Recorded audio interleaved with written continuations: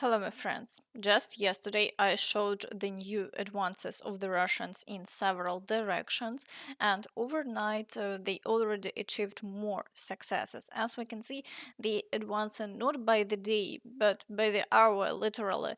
Let's start with the Pokrovsk direction. Here, the Russians continue moving towards the Dnipropetrovsk region to cut off all roads leading to Pokrovsk and then proceed to encircle the city.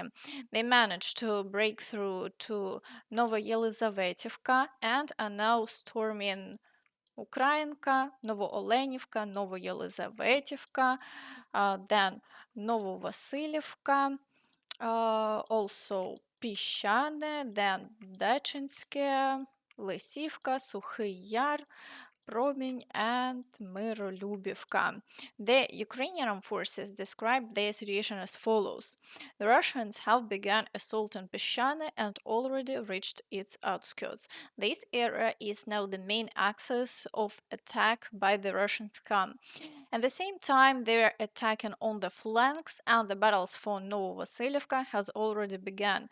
The Russians are also counterattacking and have infiltrated the northern part of Dachinsky, where they have already established a foothold. To stabilize the Pokrovsk direction, additional reserves are needed, not the kind unloaded from a bus, but trained ones who can hold the defense. Simultaneously to the south, the Russians made a breakthrough and encircled Novoolenivka from the south and Ukrainka from the north. The Russian peaks have now reached the outskirts of both villages, and battles for them will soon begin. The Russians will attack here fiercely. They have already regrouped their forces and aim to capture these two settlements. As we can see, the situation is looking as bad as it can get. Even counterattacks have done little to change it, and the Russians continue advancing in the Kurakhove direction. The Russians have also achieved significant success. Besides capturing the village of Zarya and advancing 3 kilometers and 400 meters here, they also moved 2 kilometers beyond the village of Dalny and captured all the villages that had been surrounded. This means a complete collapse of the front in this area. The Russians are advancing quite quickly, and offensive actions continue very actively. In the Velyka Novosilka direction, we can already see the city being partially encircled. This is what I mentioned at the very beginning of the report. Just yesterday, it was reported that the Russians had entered the outskirts of the village of Novyi Komar, and today the village is fully captured by Russian forces. They are now fortifying their positions there and have even managed to advance beyond the village, reaching the water barrier. This puts Velyka Novosilka in a state of partial encirclement. The Russians are also continuing the offensive near the villages of Makarivka, storming Novosilka, also Novopil and Temerivka, where they achieved significant advances yesterday. Now only 3 kilometers and 400 meters separate them from the Dnipropetrovsk region. Overall, the situation is catastrophic.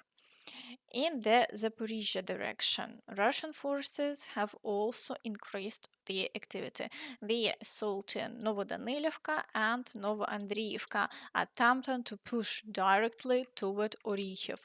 However, for now, they haven't achieved any new successes as the Ukrainian forces continue to repel all attacks.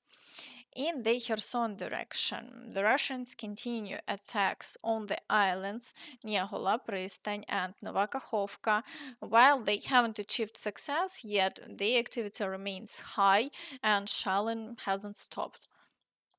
In the Toretsk direction, the Russians managed to capture Zabalka and advance into Toretsk. This development indicates that the entire area may soon fall under their control, opening a direct path toward Kostiantynivka.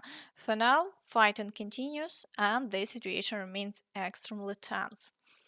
In the Chasiv Yar direction, the Russians have started achieving some success. They managed to advance 800 meters into the city, and the fighting there continues. Additionally, assaults near Stupochki have been reported, with ongoing battles near the village of Grigorivka. However, there have been no further changes overnight. In the Siversk direction, the Russians are also attempting to gain new ground, advancing toward Siversk. Battles are ongoing near Verkhnyo-Kamensk, and they are storming Bilohorivka while trying to push through the Serebryanka forest. The Russians are conducting heavy shelling, but the front line hasn't shifted over the past day. In the Lyman direction, the Russians are assaulting Terny and carrying out heavy shelling. However, as before, the front line remains unchanged. In the Borova direction, the Russians are storming Lozova and Zeleny High, but haven't achieved any success. Further south, they are attempting to break through toward Novosilka and advance from the village of Makiyevka across the fields. However, the situation here also remains unchanged for now. In the Kupiansk direction, the Russians are currently assaulting only Petropavlivka. However, the situation here remains unchanged and Russian forces are not showing significant activity. In the Kharkiv direction, the Russians continue shelling but are not conducting new offensive operations. Meanwhile, fighting in Vovchansk continues, though they haven't achieved any success there. In the Kursk direction, activity remains very high. The Russians are rushing to secure this territory, but so far there have been no new advances and the front line hasn't changed over the past day.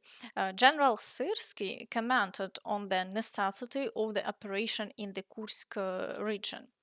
I had no choice. I had to carry out this operation. I needed to disrupt the offensive on Kharkiv, ease pressure across all fronts, and prevent the opening of a new front in Sumy. Therefore, I decided to launch an advance where the Russians had a weak spot with very few troops guarding the border. The operation in Kursk was conducted with relatively small Ukrainian forces.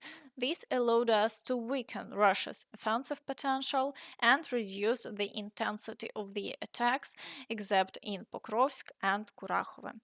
Meanwhile, Rutte stated that NATO countries may face significant challenges in 5 years due to underestimating Russia.